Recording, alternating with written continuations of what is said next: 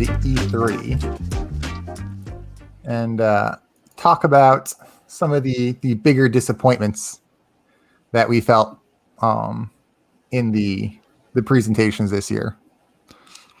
I would say probably one of my smaller ones that annoyed me was the Gearbox presentation. You call that a presentation? We'll call it a presentation. I wanted to see more games and less about their Borderlands movie. It felt more like a movie hype than an actual, like, here's some exciting stuff we have coming out. I mean, who doesn't want to see Randy Pitchford going around making people like Eli Roth and Kevin Hart uncomfortable, you know? I mean, it was, for what it was enjoyable, but I just don't think E3 was necessarily the stage for it. No. I think a lot of these shows, but we'll probably get into those, didn't need to be there.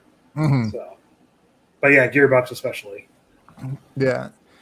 I just have a general, like, creepiness vibe when it comes to Randy Pitchford with all the stuff that's been going on with him, like the USB drive that got leaked with some of the more uncomfortable images. If you catch my drift, he just does not come off as like a stand-up guy, in my opinion. So, like, if he's on my screen, I know to divert to somewhere else. Yeah. And I mean, Borderlands is I understand it's probably their biggest franchise at Gearbox at the moment, but it's also kind of one that feels like a risk to go the movie route with as well, because it is so over the top zany violence. Yeah. That it could be its own problem for them. I mean, what was the sales in the last game? Do we know? Like, I don't feel like it was great. I feel like it started out okay, but it didn't really seem to hook people in like the first two did. Because you and I, when I visited over there last time, we tried to play that for a few days, and I was like, all right, it's good, but it's just more Borderlands. Like, I don't. Yeah, it's a lot more of the same, which I think was where the problem came in. Right, and there's only so much. I mean, I get looter shooters. I play Destiny a lot, but at the same time, just the aesthetic behind this one just didn't grab me as much. So that's why I get it. It's not so much for me there, but I guess it's that big enough that it could justify a movie franchise. I mean, this is where I just don't know the numbers to really say. That is true. My other big disappointment was kind of Square Enix as a whole. You're not a fan of Chaos? Well, on the lesser side, I was hoping to see more Final Fantasy 16 because I'm curious to see what they're doing with that. They didn't do a whole lot. I doubted that one was coming there since Sony's the one who's got it for now. I didn't care about Avengers. I mean, it was fun for its first playthrough, but I haven't gone back since, and they still haven't really added anybody to make me go, hey, that might be fun to go try, like a Spider-Man or something like that. Like, it hasn't progressed to anything I really wanted, and I don't really care about their Guardians of the Galaxy RPG. See, it's funny because, I mean, first of all, I'm a guy who's like, whatever they show at a show like this, if they like, first of all, give me the premise of the show and of the game, and then do a good solid deep dive into the gameplay, then you at least have my interest for now. And I felt like they did. I mean, they spent literally, I would say, probably the first 20 minutes just talking about Guardians of the Galaxy. And granted, yes, there was some jankiness to that. I hope it was just a demo, because it was like some of the gameplay when they were fighting seemed a little janky to me. I don't know if that came that way across on other people's streams or yours. The only other thing I was disappointed with was that I was hoping we could play as all of them, and it looks like you're only a Star-Lord and the others are just assists. Yeah. So that was my most disappointing. I feel like for me, this is what I felt Avengers should have been. Like, it should not have been that cash grab, go into the end game and grind like crazy just to unlock a single battle pass of a certain character and have to do it like 5 more times, which is what people complain about with Avengers. This looks like just a straight up campaign-driven RPG, action RPG. Again, gameplay stuff aside, I hope they correct some of that jankiness, and I hope it's just a stream. Yeah, it looks solid enough for me. I'd give it a shot. Yeah, I know, I'll probably end up playing it, but I think I still might be a little tainted from how poorly they did in Avengers RPG. I mean, did you hate the campaign in Avengers? I didn't hate it, but it felt a little slow at points for me. I wanted a bit more RPG at times to kind of be able to like level myself up besides just going and grinding mobs. It kind of felt very kind of like that old school RPG of let me go kill 5,000 boars so I'm strong enough to fight this one boss over here. I mean, were you looking for something in the vein of like Spider-Man on the PlayStation, or just like a Final Fantasy type of RPG? Like, what RPG are you looking for? I was expecting more of like Avengers Final Fantasy style. Okay. Coming from Square Enix, kind of like that was more of where I wanted my head to go with it, of more of a story-driven RPG, kind of be able to build them out how you want to build them out as you kind of quest through the world, and a little less just kind of open world, go kill 800 iron bots to level yourself up enough to fight the boss that's blocking your way. Yeah, I mean, it feels like you're saying you want it to be Marvel Ultimate Alliance, if I remember correctly. Okay. I would have been happy with more of an Ultimate Alliance on a more visual scale than what Ultimate Alliance was. Yeah. I mean, they can still do that. I think they just wanted to. I think Square Enix just took a look at games like Destiny and said, well, we can do that with Avengers. We'll have a never-ending story to do this, so you can build it out and enjoy this universe. Whereas, like, really, at the end of the day, people just wanted that campaign, nothing else. Like, I had a fun time. I mean, I didn't finish the campaign. I think I only got about like 10, 15 hours in. But for what I played, it was a pretty good campaign. I just didn't care for a lot of the grind that would come after it there. And that's where it was, too, is just that grindy aspect of it. Even at times in the campaign, if you ventured off on like a side quest or something to try to get yourself stronger for the main quest, it felt very grindy just to get there to progress to the next stage. Mm-hmm. Yeah, no, I would say that. I mean, that's a lot of people pretty much follow what we say, that it's what turned people off there. And I don't know how it's gonna take with the Black Panther DLC that's coming out, and these couple other small ones that are coming before it there. I'm sure it'll be a case of like I'm intrigued to see it enough because I like Black Panther, and they'll probably drop off like however long it takes to beat it. But Guardians, I mean, I think that's why I feel like Guardians will kind of help with that, because it is an IP I like, and it's got no big fluff behind it. It feels like it's going to be solid and contained. And I think as long as they work out the jank in some of those gameplay segments over time, we still got a little bit of time until October comes. I feel like it could be a solid buy. It could be. I could be wrong. I'd like to be wrong because I would love to have a good superhero RPG to play. But I don't know. I think I'm still a little tainted from their Avengers run. I kind of like go back to what you do good, guys. That's a tall order. Yeah, but the biggest letdown for me was by far the Strangers of Paradise Final Fantasy Origin. Chaos! Yeah. I mean, it missed on every level for me, from the very idea of it being kind of like the guy from Ninja Gaiden designing a Final Fantasy game is just a terrible idea to me, because both those two styles to me just don't mesh in my head. And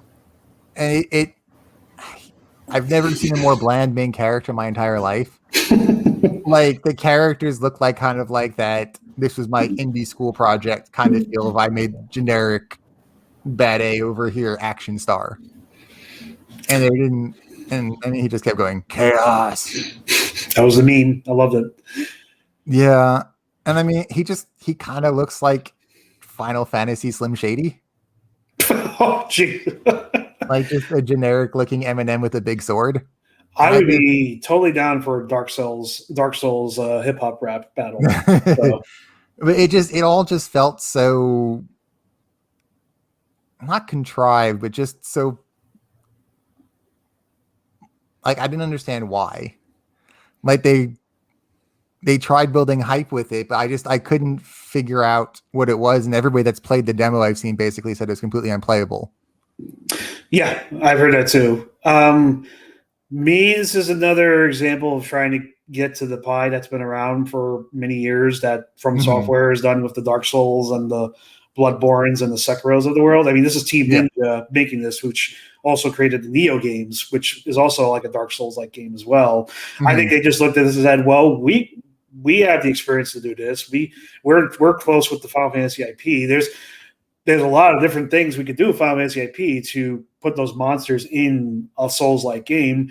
Why not us do it too? And part of me when I heard that leak was like, okay, it makes sense.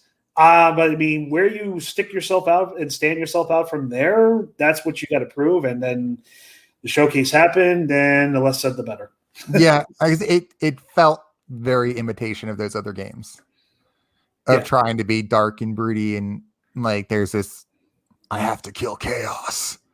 Well, it's funny because I mean, and we're going to get into our I know we're going to get to our top 3 trailers as well, but one of them on my list, which I won't mention yet, like what they showed really wasn't different from what From Software has done for all the games, but it's because of how they designed it that made it stand out. That's the thing. If you want to emulate what these other franchises have done, that's fine. I want execution more than innovation. It's just the execution of whatever they tried to design just in this one trailer just did not work. Yeah, because I'm a big fan of having more than one. You need more than one Dark Souls for Dark Souls to keep being great, because you need somebody to be pushing them. Right. Otherwise, you fall into the WoW problem of nobody pushed an MMO against them and they got lazy and everything eventually falls off. So, I mean, I want these games to be great and I want them to be good to kind of push that genre forward and that style of game forwards, because if you get a great Final Fantasy one, then you're going to get Dark Souls upping their game to be like, you thought that was a challenge, now come over here and try this kind of thing. And I think what they could have done to really set it apart was keep the more traditional Final Fantasy fighting style. Keep it kind of more turn-based, tactical, but still go for that really hard to beat boss where it takes a lot more strategy and thinking and planning to do it. And I think having something like that would have given it a very unique hook that might let you overlook the fact that you're playing Slim Shady with a big sword. Yeah, I mean, I guess the challenge that I could see is that, well, then how is this any different than any other Final Fantasy game? So again, then you could say, well, this is like Final Fantasy 14 or this is like 16 that's coming out. I guess they wanted to at least keep it standing out to not, especially with 16 not out yet, they wanted to make sure it's not taking away 16's thunder. Yeah. I just feel like there's other elements they could have pulled in from Final Fantasy to make it still feel and act like a Final Fantasy game and less like a Dark Souls hack and slash type thing. Yeah. I mean, there's still have an opportunity to do. The game's not scheduled to come out this year, is it? Or is it next year? I don't believe it's this year. I think it's next year it comes. It is, right? Because all I remember was the demo. Yeah. With the demo, and that did not bode well for them. So, I mean, if it's not coming out this year, well, this is going to be good feedback for them. At least if anything, do what Final Fantasy is known for, like the lore of its different. Like I could see, like, if you were to use your character to stand out amongst the Souls-like games, have it be like the summoner.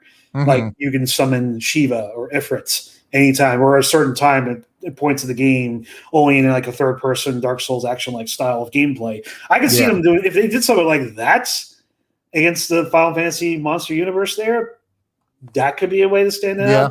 I'd still would be curious that they need to flesh out the story better, because obviously what we saw was not really much. But if you're looking to answer the question of standing out, that could be one way of doing it. Yeah. Because I think that's going to be their key there if you're wanting to cross over into like that Dark Souls genre, is what makes you different than Dark Souls. Yeah. What's going to change it up from the formula that they've been so successful with. So before we get to the high points, any other low points for you? Well, Take-Two had a fantastic Zoom call. I don't know if you heard about that one there, where they were all sharing different aspects of the politics of gaming, which whereas I'm sure everyone else on the Take-Two's call was like, when are you announcing GTA 6? Yeah. So, so that was at least Square showed games. Take-Two couldn't even be bothered to like put something in one of the boxes and like the 9 boxes that were covering their Zoom calls. So let's not even talk about that. I feel like that was a problem for E3 as a whole, which is going to have to become something that if this becomes the new norm of conventions going digital, that somebody's going to have to try to tackle, is how do you bring back that interactive excitement that makes E3 what it was? Because a lot of E3's hype always came out of, you could go there, you could play on it, you could be asking people questions as you're playing it in like their booths and stuff like that. And they tried to go interactive with it this year, but I haven't heard much love for kind of that portal they created. Most people kind of just watch the Twitch and YouTube streams and just based it on the panels and videos they saw. I mean, a lot of last year, I mean, obviously there wasn't an E3 last year because of COVID, but like the whenever someone did a presentation, at least some of the companies after they would do what like Xbox Bethesda did. They would do a showcase of all the games, just get them all out, show them what they look like, and then at least for some of the games that were scheduled to come out the year, they would use GeForce to let you stream. Like people would get codes that are in the press to try out the games in lieu of not being able to be in the media center to do it. Yeah. So, I mean, that's basically the best you can do if you want to keep this interactive. Yeah. I don't know if that happened so much at this year's E3. I mean, we just talked about Origin. Like, your best way at that point is to get a demo and play it at that point there. But I don't know if they've done anything specifically for media this year. Yeah, I hadn't heard or seen anything. It just felt like there was just a lot more drop-offs that I feel like may have gotten people more excited. They could have been more hands-on with it, where there seemed to be a lot more just trailers and like gameplay footage in a lot of the presentations. Yeah. I think I give the industry a pass this year, because as much as we got really solid games and showings from, like, especially with the launch of the PS5 and the Series X and S last year, we got to remember too, like, COVID just started when all this stuff was ready to release, and that wasn't going to affect what came out in 2020, because those people, when they got those games out, they were already ready to get them out. So COVID was never going to have a big effect. The real effects of COVID would have come this year, because anything you got new, or if you just started, you're pushing that out, because people had a long time period where they had to get adjusted from working from home. And with, obviously, we're in a better place now than we were last year, but COVID's still going on. Yeah. I kind of do give them a pass in a lot of stuff there. Even Xbox Bethesda, for what it's worth, like, I still thought it was solid. I think it was still been solid even if COVID wasn't around. But they did pretty good with it there with what they had. But the industry in general is just, it was expected, and I saw a lot of people on Twitter like having these very high expectations of seeing the next gen games now the consoles are out, and I'm like, they only just got the dev kits shortly before COVID happened. How do you expect them to really flesh these out more? I'm just grateful we have games to play as it is anyway that are new, even if they aren't taking advantage of the new gen capabilities. So I'm not as hard on the industry as I am as I would have thought it would be this year. I think next year will be telling, where I would imagine a lot of things will go back to in person again. That will be the real story. Yeah, I just feel like Summer Game Fest did a bit better job at presenting upcoming things, on how they kind of managed to do a good balance of trailer, gameplay, Q&A, commentary. Yeah. Than a lot of the E3 panels did, where they kind of seemed like they couldn't quite figure out how to scale down from what they would normally do. Well, Jeff Keighley is ahead of the curve too, because he's been doing the Game Awards for the last 5 years. So he's adapted very well to how an online streaming event environment can work. Just transferred it into Summer Games Fest. Yeah. So, and I feel like Xbox did pretty well with that too. So. Yeah, I feel like they were probably the best of the ones I watched.